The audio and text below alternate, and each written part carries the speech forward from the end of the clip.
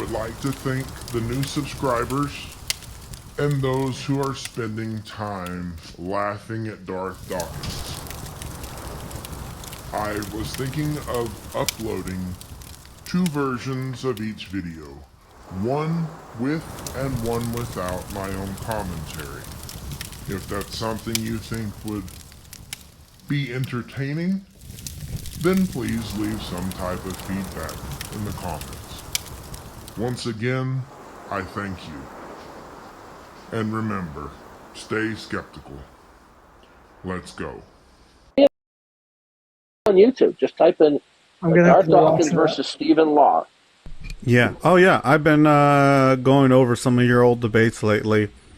And everyone, because Darth, I mean, I'll be honest. I've been like talking about how I've learned so much from you in the last couple of months, and doing that though, it's crazy. I mean, around certain people, even people that I would call friends, has sparked, I guess, them to get like agitated at just even hearing your name. So I'm like, it's kind of comical. Yeah. Well, you should know that, along with COVID, there is a communicable disease that is spread on the internet. It's called Darth Dawkins derangement syndrome.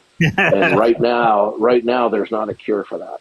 Right. And when I asked a couple of my friends, and some of them are Christian, I asked them, I'm like, why would you say that? And they'll be like, oh, he's just so bad faith and blah blah blah blah. He doesn't let anybody respond. Bad faith? No, yeah. They just don't like the fact that I don't pretend to be Mr. Rogers with these lying and prevaricating atheists, and that I'm confrontational and assertive when they start lying and cheating in the conversation. Right. Yeah, Tony, I've been listening to Darth almost a year, and it's very interesting how, and Darth will tell you this real fast, if you come up there and you're very professional and you answer Darth's questions, then he will stay very calm. He won't get loud. He won't raise his voice. I know what that is. You know what I mean? I'm just saying that I was shocked to talk with jubilance, right? That I've been learning stuff because I've been praying. My prayers of late have been, in the last couple of months, have been for more knowledge and wisdom, because I wanted to be able to defend my worldview. I wanted to defend the faith. I wanted to be closer to God.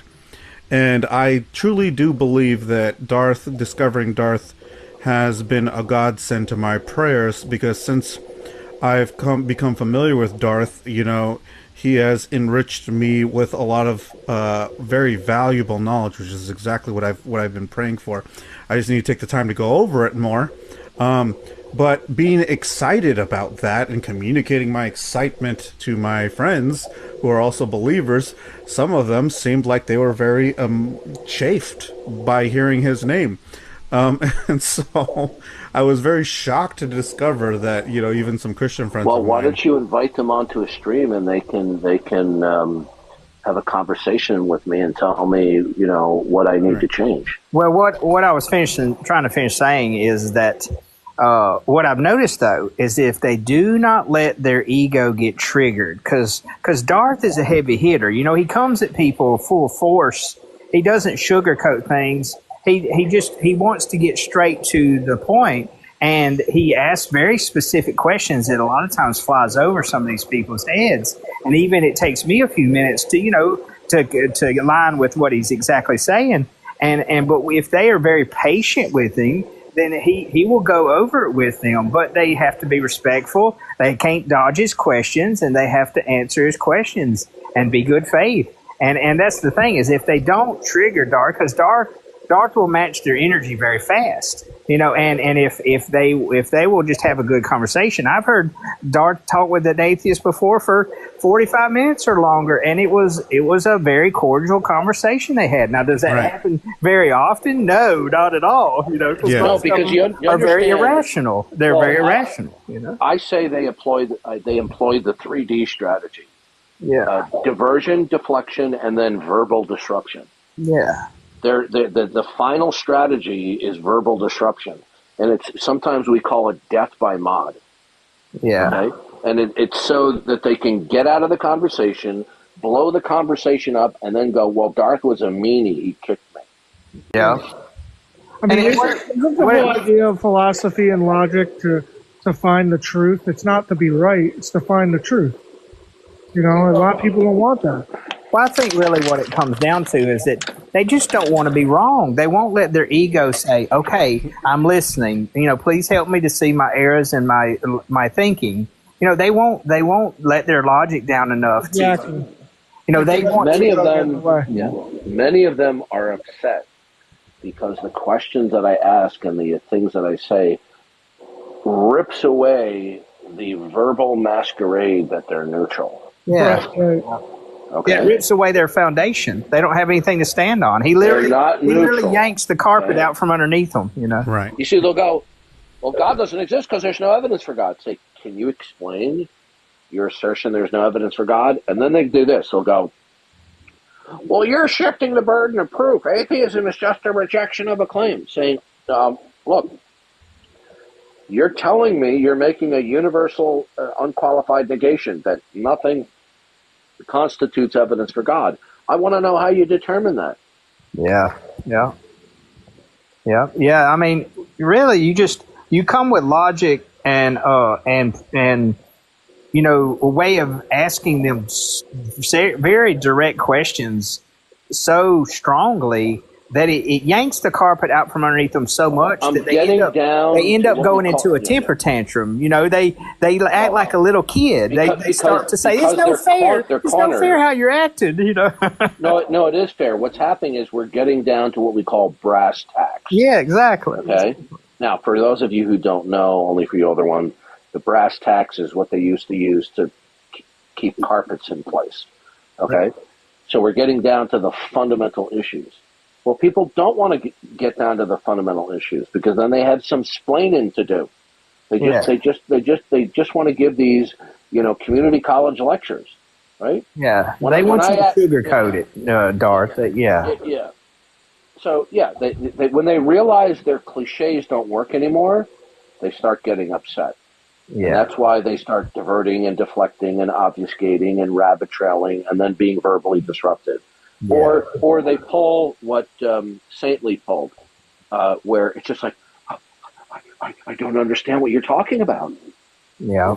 You know, I know the difference when somebody says, I don't quite understand what you're saying here, versus somebody who is playing the I don't understand card as a get out of jail free card. Yeah. Well, I've also noticed too, Darth, is that, you know, and I'm always constantly learning. That's why I love to listen to you guys talk. But sometimes, you know, your verbiage and the way that you use your words and the way that you use your understanding of this knowledge, it flies over their heads so far that it leaves them dumbfounded. And yes, I agree with you. Some of them are willingly being obtuse and they can ask me for clarification. Look, I am not trying to speak in a way that is what we will call double speak. Okay? Yeah. I'm trying to use verbiage that brings precision to the conversation, but I'm not trying to nomenclature drop.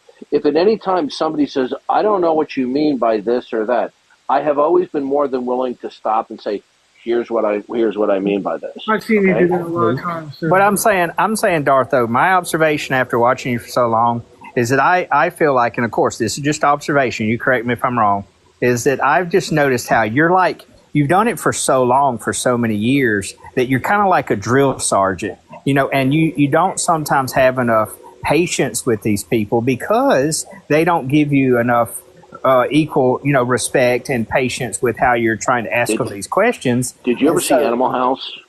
Yeah, I know what you're talking about. Remember that? He goes, Is that a pledge pin on your uniform? Yeah. Oh man, good times. But that's what I'm saying is that I think if they would just slow the roll and just answer your questions and then ask clarifying questions if they need, then the conversation would go really far. And that's why you see that from time to time. But most of the time they're so irrational that they won't do that. And so then they end up, you end up saying something that's very logical, though, but it triggers them because they're left with no response. No, they have and then they say something that triggers you, and then it goes to a shit show. Well, they're doing that on purpose. Yeah, I agree. A lot of times it's called death by mod. Yeah. All right. So the bottom line is Romans 1 says they are without a defense. Yeah. Well, how are they without a defense? After they are the recipients of the revelation of God, Romans 1 says, ever since the beginning of the creation of the world, God's eternalness, his eternal power, and his divine nature have been clearly seen through everything that has been made.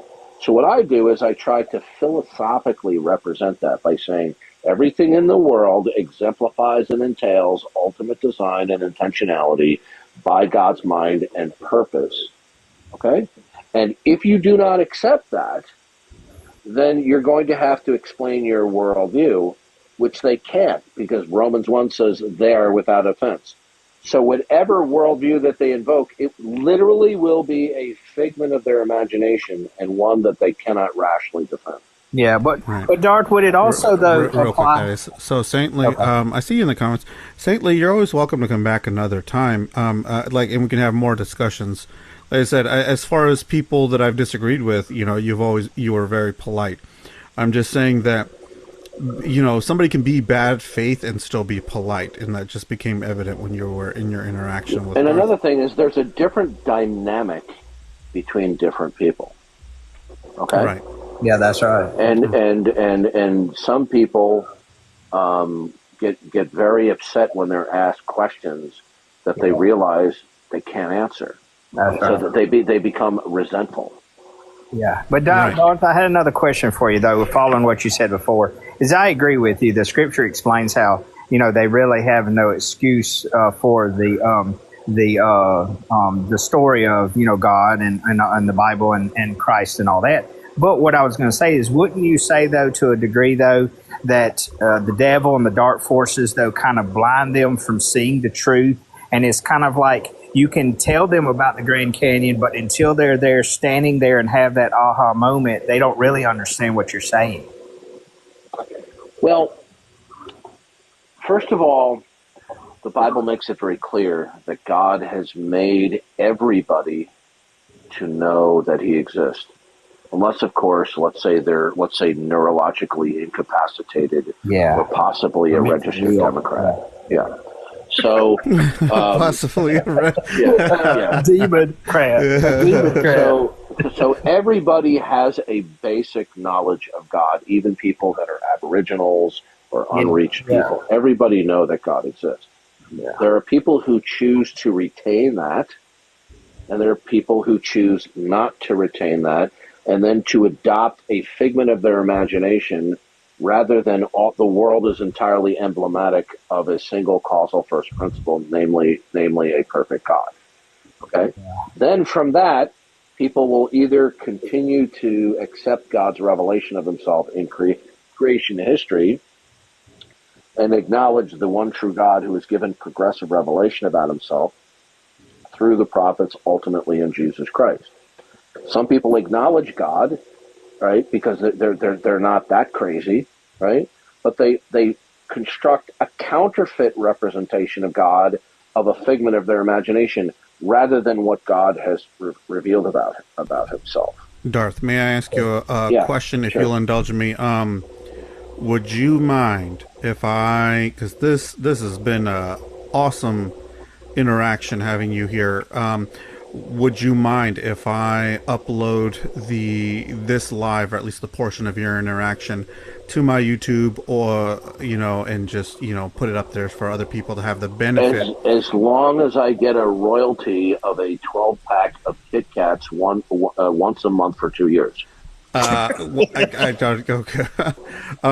monetize my YouTube channel. My YouTube channel is not monetized, so I don't make anything. Yeah, Kit Kats are my favorite chocolate. So okay, well, you know what? You tell me where to send it, and I'll send you a bunch of Kit Kats for sure. Yeah, you can upload whatever you want. Be my friend. Tony, Darth, I appreciate it, guys. I'll look into those books, and I'll keep on your lives. Yeah. Well, Darth, I had one more really, really important question, because I want to see if you've ever experienced this, which I imagine you have. Is that, would you say, though, that sometimes when you're talking to these people, that sometimes when you come so strong and so heavy with God's ultimate truth, that what it really reveals is the demon within inside of them that starts spitting out their evil to you through the words of that human's voice, instead of really the person themselves. I wouldn't say that Nancy Pelosi resides in those people. Okay. We got a newcomer, I think, loading in. It's their sinful inclination, and they don't want to humble themselves. Hello there, Star. Star, are you an adult? Yeah. Okay. How old are you? I'm sorry, you just sound a little young. Oh, I'm 18. What year were you born? 2006. What year did you graduate high school? 2024. Yeah. Wait, did you say what? Okay. The year just started. Yeah, okay. Nope. Sorry, I just do not believe you. Yeah.